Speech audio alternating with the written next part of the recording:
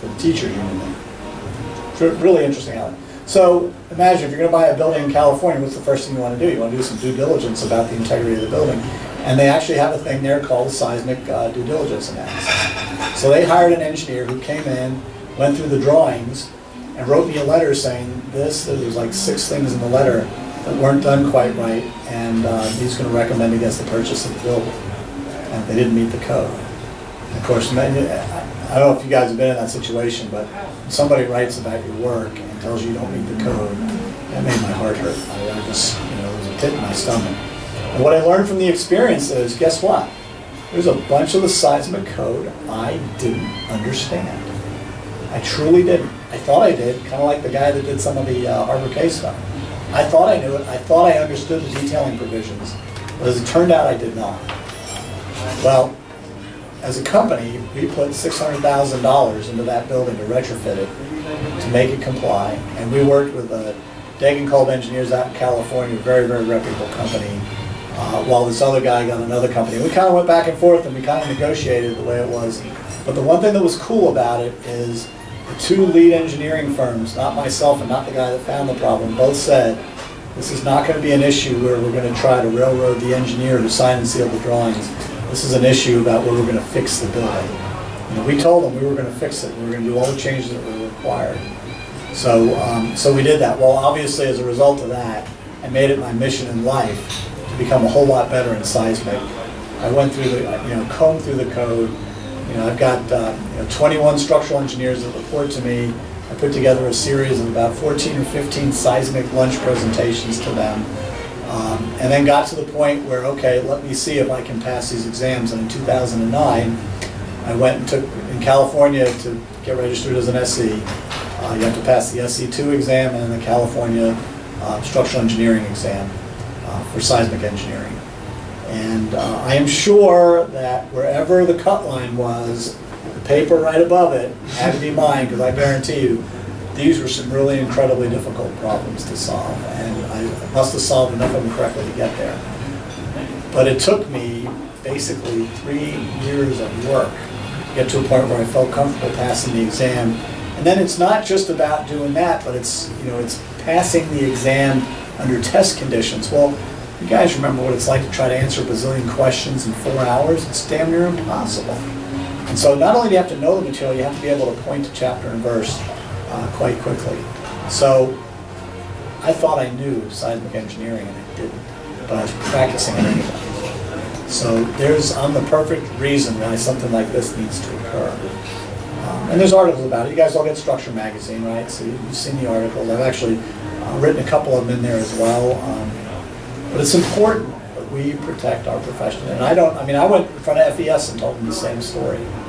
This is why we need it. They still struggle with the concept. They still struggle with it. They finally came up with a position that was in support of separate or SE licensure, as long as it's after the PE exam. Okay? But that's all after the SE thing. Like I know you had told me you actually passed the SE exam. Congratulations to you. That's an outstanding achievement. So if this occurs now, you'll always have your PE, and you'll be able to be transitioned in as an SE. But if it would happen later, you'd want to have your PE exam. Okay. I think that's all that I had. What kinds of other questions do you have before? That's a good question. One more and then, okay. Yes. No, I was going to ask, right now in the state of Florida, is there any, because I took the structural PE, but is there another day of exams that are still available to take, or? No, there's just right now, because of the new SE exam, you can take the civil structural exam for a PE, or you can take the 16-hour SE exam. And the 16-hour has 2 parts. It's a gravity component, and it's a lateral load component. They can both be taken they're on separate days. You don't have to take them at the same time, but you have to achieve what they call acceptable results on both to be considered passing the exam. They will not tell you you passed a part of it. They will just tell you have acceptable results, because they don't want people saying, okay, let's just allow passing half of this to be adequate for a different state. Okay, so Tom's talked about what we want to do and why we want to do it. So I'm going to talk about how do we do it? How do we get there? So What we're gonna have to do to make this happen is we're gonna have to get into this chapter 471 of the Florida statutes and amend it.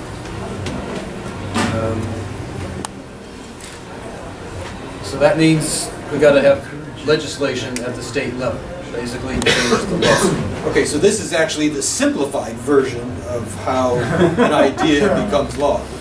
And this is only, shows the process through the House. While it's going through the House of Representatives, the same kind of process is happening through the Senate. So you can see it's a pretty complicated process with a lot of steps along the way and a lot of potential stumbling blocks along the way. Real quick, basically, you have an idea, then you've got to get a sponsor, one of the legislators in each house to sponsor the bill.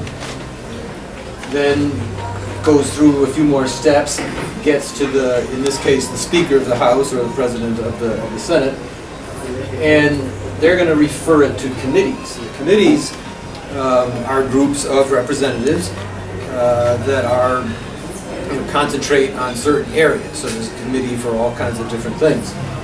One of the